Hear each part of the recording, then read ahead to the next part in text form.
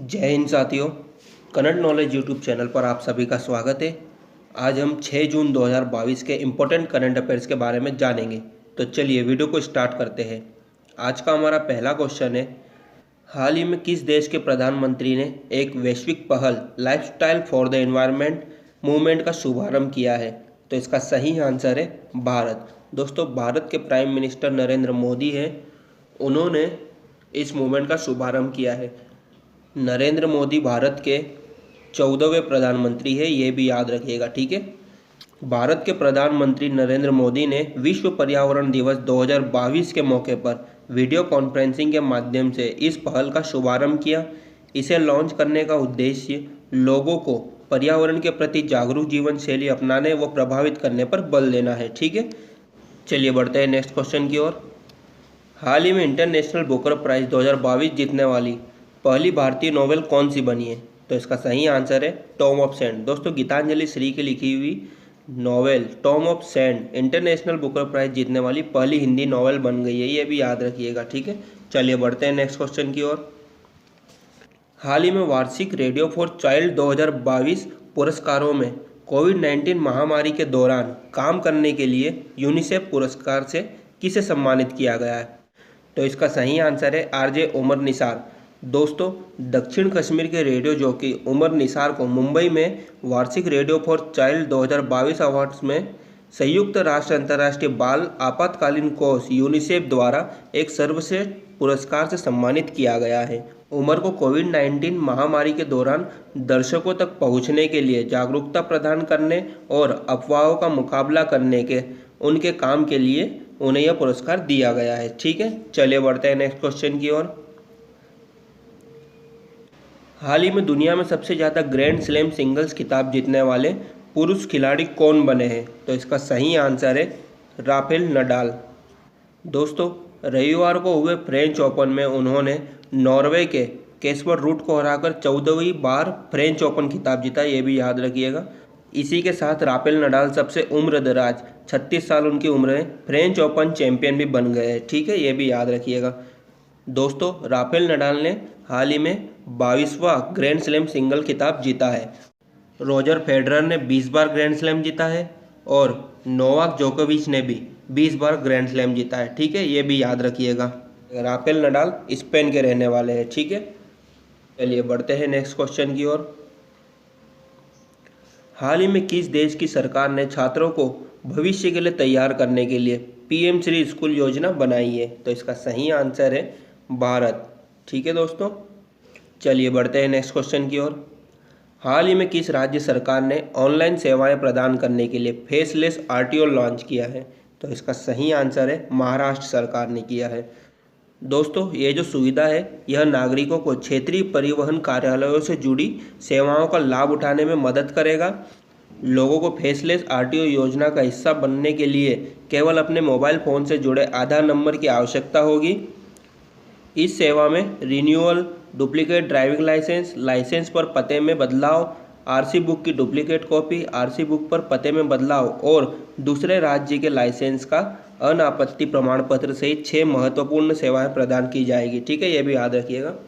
अब महाराष्ट्र का मैप देख लेते हैं। यह है महाराष्ट्र का मैप। महाराष्ट्र की कैपिटल मुंबई है। महाराष्ट्र के गवर्नर भगत सिंह कोश्यारी है। महाराष्ट्र के प्रेजेंट टाइम पे चीफ मिनिस्टर उद्धव ठाकरे, ये भी याद रखिएगा, ठीक है। चलिए बढ़ते हैं नेक्स्ट क्वेश्चन की ओर।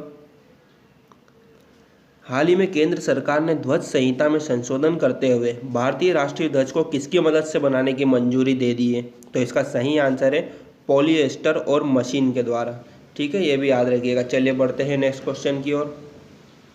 हाल ही में किस राज्य की सरकार ने डिजिटल जीवन प्रमाण पत्र प्राप्त करने के लिए आईपीपीबी के साथ समझौता किया है? आईपीपीबी मतलब इंडियन पोस्ट पेमेंट बैंक। तो इसका सही आंसर है तमिलनाडु सरकार, ठीक है। हर साल लगभग 7.15 लाख राज्य सरकार पेंशनभोगी जुलाई, अगस्त, सितंबर महीने के दौरान अपना जीवन प्रमाण पत्र जमा करते हैं। 70 रुपये प्रति प्रमाण पत्र पर आईपीपीबी से घर घर पहुँचाएगा, ठीक है, ये भी याद रखिएगा। चलिए बढ़ते हैं नेक्स्ट क्वेश्चन की ओर। हाल ही में किस राज्य में खेलो इंडिया यूथ गेम्स का 4था संस्करण शुरू हुआ है? तो इसका सही आंसर है हरियाणा। दोस्तों, हरियाणा के पंचकुला में खेलो इंडिया यूथ गेम्स के चौथे संस्करण की शुरुआत हुई है, जिसका उद्घाटन गृह मंत्री अमित शाह ने किया है। हॉकी इंडिया सब जूनियर महिला राष्ट्रीय चैंपियनशिप हरियाणा ने जीती है, अभी याद रखिएगा, ठीक है। भारत का पहला विश्व शांति केंद्र गुरुग्राम में स्थापित किया जाएगा, ये भी याद रखिएगा। यह है हरियाणा का मैप। हरियाणा की कैपिटल चंडीगढ़ है। हरियाणा के गवर्नर बंडारू दत्तात्रेय है और हरियाणा के प्रेजेंट टाइम पे चीफ मिनिस्टर मनोहर लाल खट्टर है, ये भी याद रखिएगा, ठीक है। चलिए बढ़ते हैं नेक्स्ट क्वेश्चन की ओर। हाल ही में किस देश के शोधकर्ताओं द्वारा पानी के अंदर उगने वाला दुनिया का सबसे बड़ा पौधा खोजा है? तो इसका सही आंसर है ऑस्ट्रेलिया। दोस्तों, वेस्टर्न ऑस्ट्रेलिया यूनिवर्सिटी और फ्लिंडर्स यूनिवर्सिटी के वैज्ञानिकों ने अपने शोध में पाया कि शार्क बे के समुद्र के अंदर दुनिया का सबसे बड़ा पौधा मिला है, जिसका नाम रिबन वीड है, ये भी याद रखिएगा नाम, ठीक है। हाल ही में FIH वर्ल्ड रैंकिंग में भी ऑस्ट्रेलिया शीर्ष पर रहा है, ये भी याद रखिएगा। और ऑस्ट्रेलिया में ही ककाडू नेशनल पार्क है, ये भी याद रखिएगा। अब ऑस्ट्रेलिया, तो ऑस्ट्रेलिया के बारे में भी कुछ चीज़ें जान लेते हैं। ऑस्ट्रेलिया की कैपिटल कैनबरा है। ऑस्ट्रेलिया के प्रेजेंट टाइम पे PM स्कॉट मॉरिसन है और ऑस्ट्रेलिया की करेंसी ऑस्ट्रेलियन डॉलर है, ये भी याद रखिएगा, ठीक है। चलिए बढ़ते हैं आगे। अब कल के वीडियो के प्रश्नों का रिवीजन कर लेते हैं, ठीक है।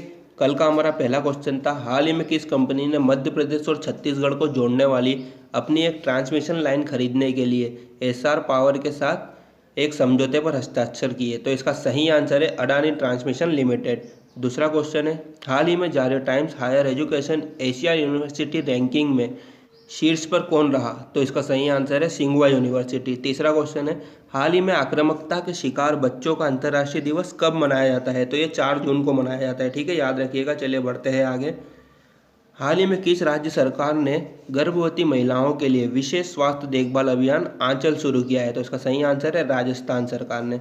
अगला क्वेश्चन है, हाल ही में दिल्ली सरकार ने कॉलोनियों और सड़कों का नाम किनके नाम पर रखने की घोषणा की है?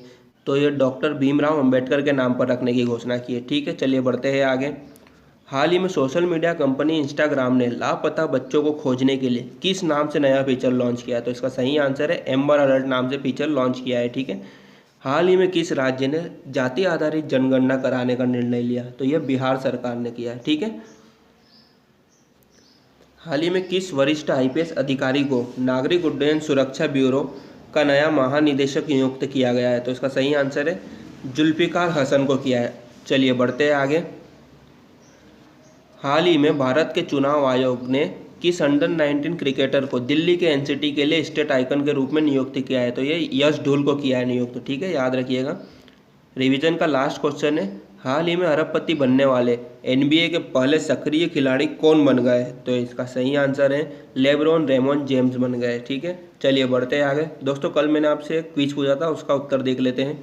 विश्व पर्यावरण दिवस कब मनाया जाता है? तो इसका सही आंसर है 5 जून को मनाया जाता है। चलिए आज का क्विज है आपके लिए, किस देश के वैज्ञानिकों ने आमतौर पर पाए जाने वाले चूहों में नए कोरोना वायरस की पहचान की है? दोस्तों, इसका 4 ऑप्शन है, इसका सही आंसर आपको कमेंट बॉक्स में टाइप करके बताना है, ठीक है।